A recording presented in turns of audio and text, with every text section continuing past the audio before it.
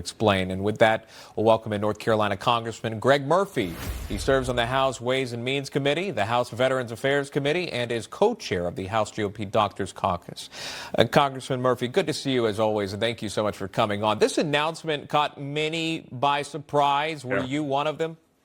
Yeah, of course I was, Sean, because Marjorie, there was this very, very public rift with the president, but to resign because of it or in a culmination of it, it took us all by surprise. Yeah, and she had plenty to say during it was an 11-minute resignation video. I wanted to play more. This specifically was about term limits for lawmakers. Watch. Yeah.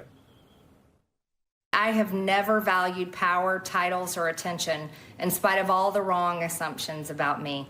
I do not cling to those things because they are meaningless and empty traps that hold too many people in Washington.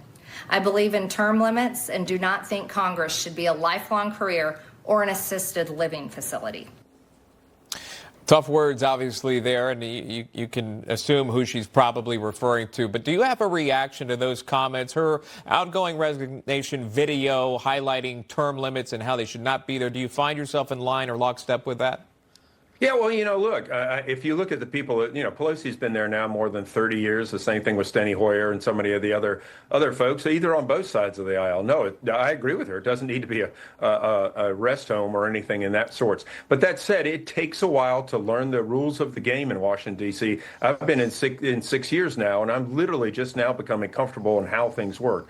The other side of the coin of that, which I think America needs to understand, is the power of the agencies literally to outweight you, to outlive you as a member of Congress. So many things that during Trump won, they just literally ignored because they just tried to wait until he was out of power. There is a balance. I've been a physician, surgeon my entire life, had a career long before politics, and will have a career after politics. But the people who start young and stay for years and years and years, I would agree with her on those regards. And just final thoughts, and I'll move on. I wanted to get to healthcare with you, but MTG, Yep. I mean, the person that MTG was, or how she represented herself on the campaign trail, I remember we covered this here at Newsmax, to where she is today on CNN, on The View. Obviously, this very well put together, scripted resignation. What changed in your mind? I mean, you get to see behind the scenes that maybe most of us do not. I don't know what caused the change necessarily, but, I have to welcome the change because, at times that she was very, very divisive. And I think she has recognized that and shown some contrition with that. I think we do need less of that vitriol in Congress. And sadly enough, so many of the mainstream media cameras play to that. They love it. They embrace it.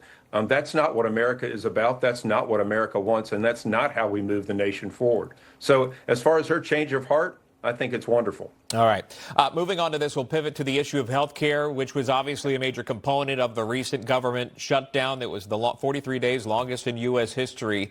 Politico wrote about it. Headline reads this: House Republicans race the Senate for a plan to lower health care costs. It goes on to say, by their own admission, House Republicans are only in their very nascent stages of negotiations, while Senate Republicans are already outlining detailed proposals to align with President Donald Trump's vision for lowering the costs of health care by sending health funds directly to the people. It's causing anxiety in the House GOP ranks among members who don't want to be forced to swallow whatever plan the Senate comes up with to extend the premium tax credits or some other proposal or alternative proposal. So as a member, end quote, as a member of the House Ways and Means Committee, can you elaborate for us on the challenges in the House that you're facing for health care? Many say Obamacare was never really affordable. Where do you stand on this? Yeah, Sean, Obamacare, let's be very clear, was written by insurance companies for insurance companies. The head of HHS, Sebelius at the time, was a former insurance company executive. This is what's happened. And if you look at the prices, and I would urge the audience to go Google United Healthcare's stock price over the last year.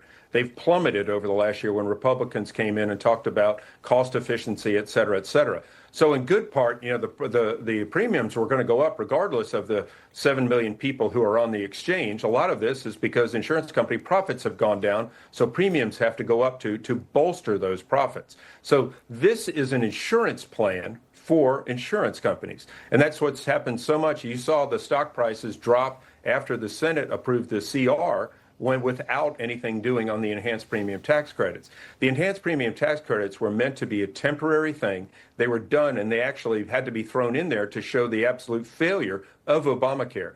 Health insurance and health costs in this country are out of control. There are a lot of factors in with this, but insurance company profits really stand out as being one of the problems. I actually beat on my fellow physicians for a lot of the costs that we incur in ordering tests, et cetera, et cetera. Yeah. We have to be, there are about 12 things that we actually honestly could do to lower healthcare costs, and that's where it needs to, but that's where we really need to concentrate things. The temporary fix gap, with the enhanced premium tax credits, there's going to need to be some fix by the end of the year. I hate that we're getting jammed by the Senate. I wish it was a House proposal. And, there's really not much we can do to try to push things forward. This is going to happen, but we really need to get to the root causes, tort reform, et cetera, as to why things cost so much in this country. Obviously, the concern is there. We do appreciate that. A physician here on there with us. Congressman Greg Murphy. Thanks so much, Congressman. Take care, Sean.